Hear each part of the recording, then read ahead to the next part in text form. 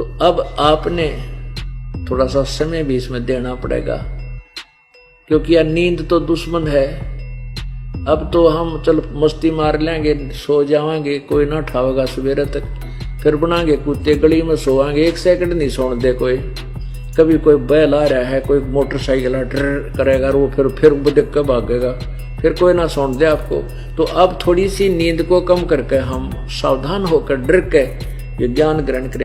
अपने आत्माओं, ये दास क्या बताना चाहता था कि परमेश्वर कबीर जी ने आके इस काल के जाल को सिंपल लैंग्वेज में, बिल्कुल साधारण सी भाषा में समझाया।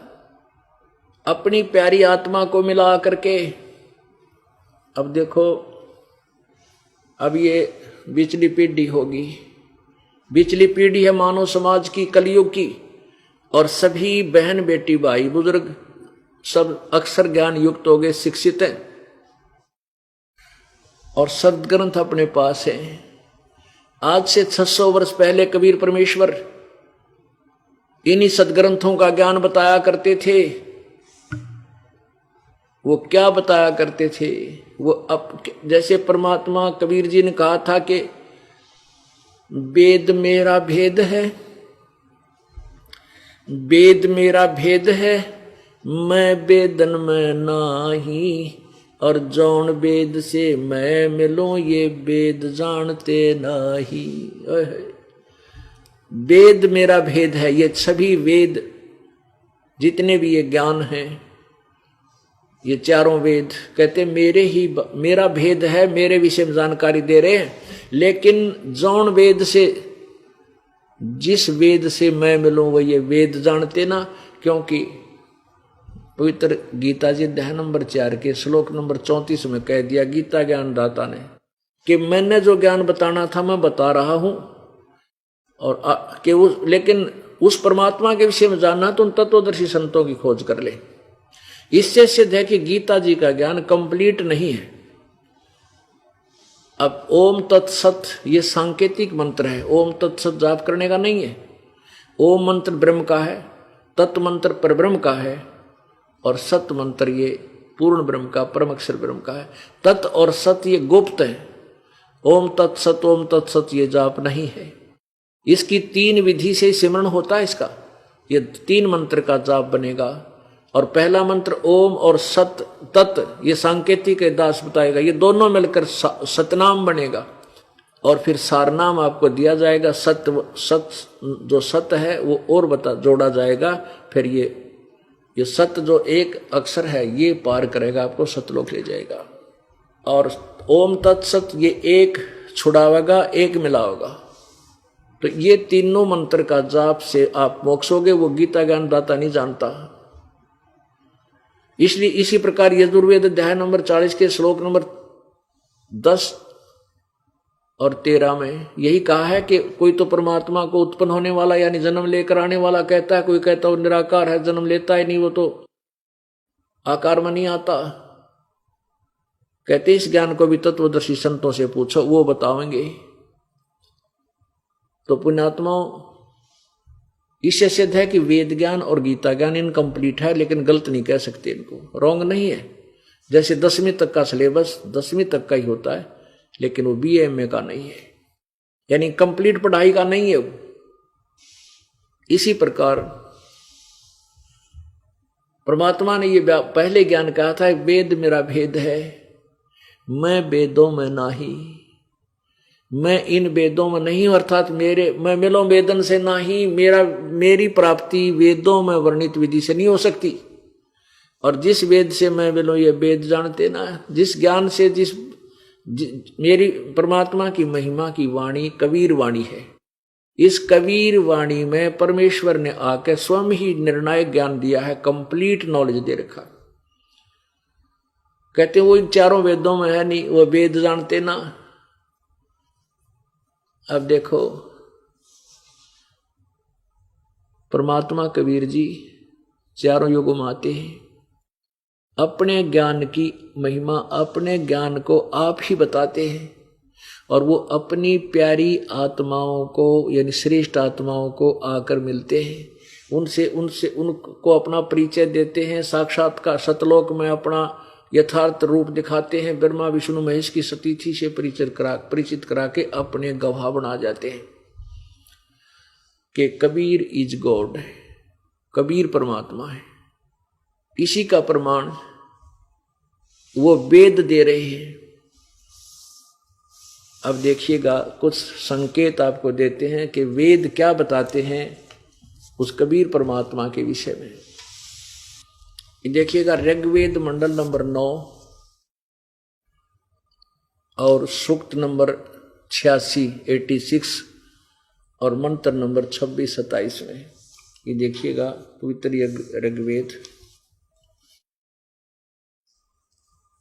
ऋग्वेद मंडल नंबर 9-10। यहाँ देखिएगा ये कहाँ से प्रकाशित है। प्रकाशक है सर्वदेशी कार्य प्रतिनिधि सभा, महर्षि दयानंद भवन, रामलीला मैदान, नई दिल्ली। यहाँ देखिएगा अध्याय नंबर 9 और सूक्त नंबर 86 और इसके मंत्र नंबर 27 में। कितना निर्णायक ज्ञान दिया है भगवान। ऋग्वेद मंडल नंबर 9 सूक्त 86 मंत्र 26 में, यज्ञ करने वाले यजमान के लिए परमात्मा सब रास्तों को सुगम करता हुआ उनके विघ्नों को यानी आपत्तियों को मर्दन करता हुआ नष्ट करता है और उनको पवित्र करता हुआ और अपने रूप को सरल करता हुआ।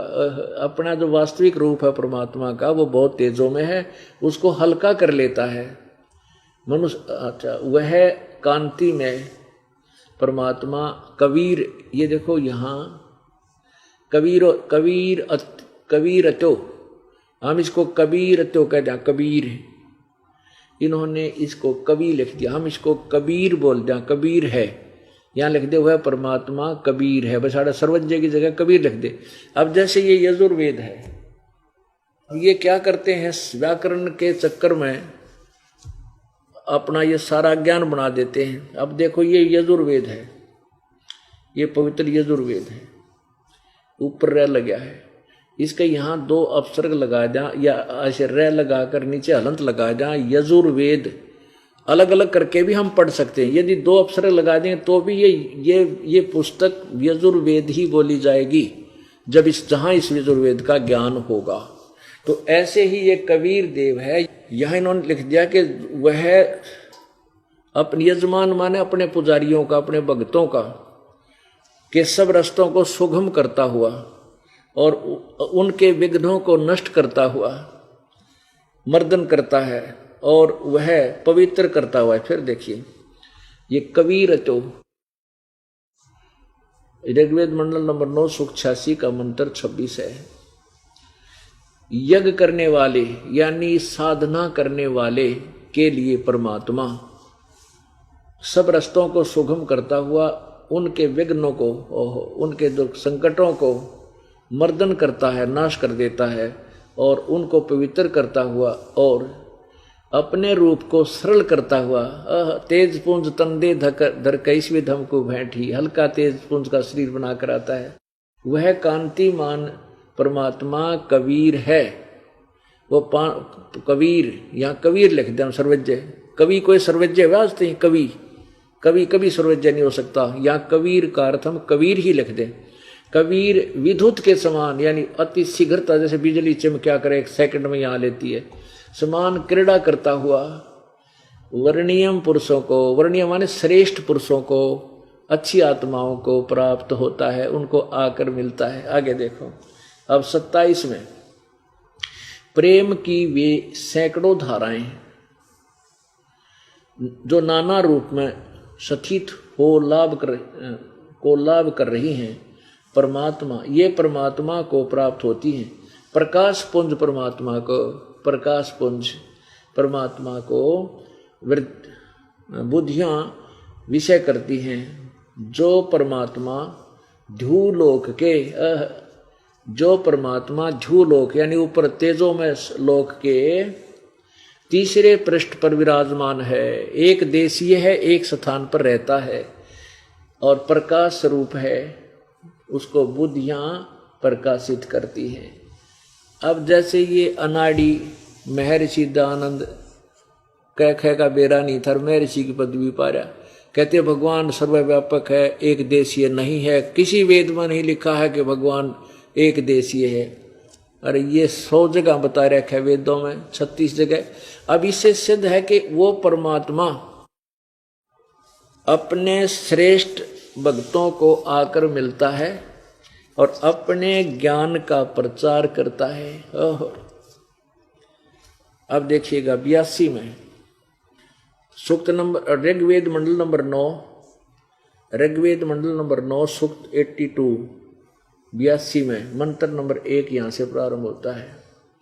सोम सर्व उत्पादक प्रभु, सोम माने अमर परमात्मा होना चाहिए, प्रकाश रूप स्वरूप, सद्गुणों की वृष्टि करने वाला, पापों के हरण करने वाला। देख वो मोटे दिमाग का दानव का बोला पाप अक्षमानी होते, 100 जगह लिख रखा है वेदों, पापों का नाश करने वाला, हरण करने वाला, वह राजेव, राजा के समान, राजेव राजा की तरह, लाई के किंग यानी मनुष्यों में श्रेष्ठ होता है वो, राजा के समान। ये देखो पृष्ठ 269 पर, ये 270 पे, राजा के समान दर्शनीय है, दर्शनीय है। वह पृथ्वी आदि लोकोंतरों के चारों ओर शब्दमान हो रहा है। वह वर्णीय पुरुषों को, श्रेष्ठ भक्तों को, वर्णीय श्रेष्ठ भक्तों को, पुरुषों को यानी दृढ़ भक्त हैं, जो दृढ़ भक्त हैं, जो दृढ़ भक्त हैं उसको पवित्र करता हुआ प्राप्त होता है।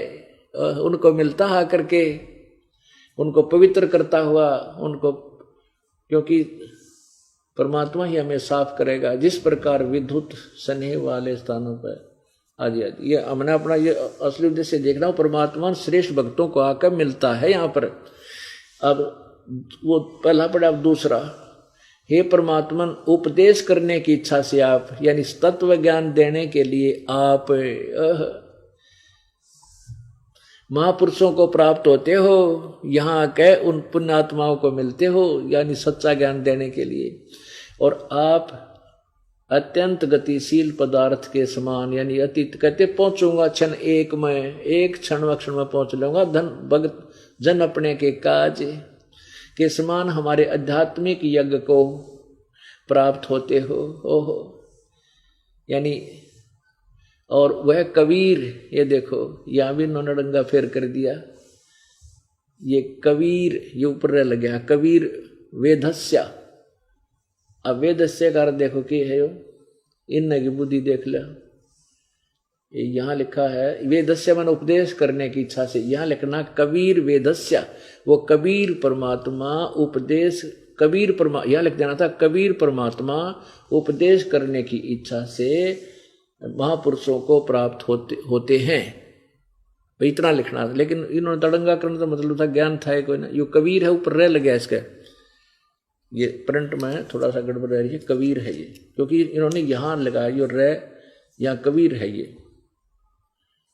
ये कबीर है, वो कबीर परमात्मा, हे परमात्मा यहां लिखना था वैसे, हे कबीर परमात्मा उपदेश करने की इच्छा से महापुरुषों को प्राप्त होते हैं और आप अत्यंत गतिशील पदार्थ के समान हमारे आध्यात्मिक यज्ञ में प्राप्त होते हैं।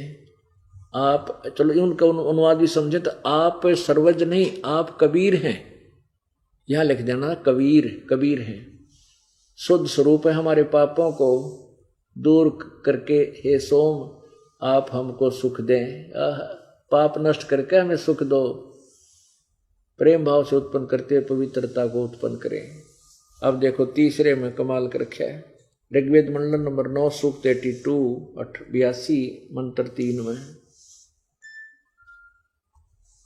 पवित्र यज्ञों में रक्षा से आप प्राप्त होते हैं। पवित्र यज्ञों में जहां शास्त्र अनुकूल साधना होती है वहां परमात्मा आप प्राप्त होते हैं, वहां पहुंचते हैं। और पृथ्वी आदि लोकांतरों में गति करते हुए घूमते हुए कहते गोता मारू स्वर्ग में जा बैठूं पताल, कह कबीर ढूंढता फिर वो अपने हीरे माणिक लाल। सर्वव्यापक आप, सर्वव्यापक ने बना है आप, स्वयं गतिशील होकर चलकर विराजमान होते हैं। आप कैसे हैं? आप सबके तर्पक हैं और सबके रक्षक हैं, बड़े से बड़े गतिशील पदार्थों के नियंता हैं, पृथ्वी आदि लोकांतरों के केंद्र होकर सब पदार्थों को की रक्षा करते हैं। अब इससे सिद्ध है कि वो परमात्मा कबीर देव मनुष्य जैसा है, राजा के समान, यानी क्योंकि यहाँ आकर के परमात्मा जब आता है तो बहुत बड़े एक वृंद का, बहुत बड़े भगत वृंद का, समूह का एक मुखिया होता है, गुरु होता है। तो ऐसे कहते हैं आप एक राजा की तरह बहुत बड़े समूह का कि महाराज होते हो, महाराज समझो शब्द इनका यहाँ है, और अपने श्रेष्ठ भक्तों को आकर आप मिलते हो। अब वो परमात्मा स्वयं आकर के अपने यथार्थ ज्ञान को देते हैं। अब और दिखाते हैं पुण्यात्माओं, क्योंकि आप इतनी दूर से आते हो, काम अपना कार्य छोड़कर आते हो, तो आपको यहाँ बैठकर कितने सुविधा आपको दी है परमात्मा ने हम दासों के माध्यम से। आप इतनी प्यारी आत्मा हो परमेश्वर की। पहले तो आपको घर से लाए प्रेरणा करके, आपके काम की व्यवस्था करी, फिर यहाँ हमारी ड्यूटीदार रखी, आपके आने से पहले मैट बिछाएं, हमारे बच्चे रोटी खाना व्यवस्था करें, और फिर अमृत वर्षा आपको ये दूध पिलाया जाता है परमेश्वर की अमृतवाणी का। आपको आपकी आत्मा को पाला जा रहा है जैसे बच्चे को माँ पिलाया करे दूध। तो अब आपने थोड़ा सा समय भी इसमें देना पड़ेगा, क्योंकि यह नींद तो दुश्मन है। अब तो हम चल मस्ती मार लेंगे, सो जाएंगे, कोई ना उठावेगा सवेरे तक, फिर बनाएंगे कुत्ते, गली में सोएंगे, 1 सेकंड नहीं सोने दे कोई। कभी कोई बैल आ रहा है, कोई मोटरसाइकिल ट्र करेगा, वो फिर देख कर भागेगा, फिर कोई ना सोने दे आपको। तो अब थोड़ी सी नींद को कम करके हम सावधान होकर डर के ये ज्ञान ग्रहण करें। अगर आप ये वीडियो YouTube पर देख रहे हैं तो हमारे चैनल को सब्सक्राइब करें और बेल आइकन को दबाना ना भूलें। अगर आप Facebook पर ये वीडियो देख रहे हैं तो हमारे पेज को लाइक करें।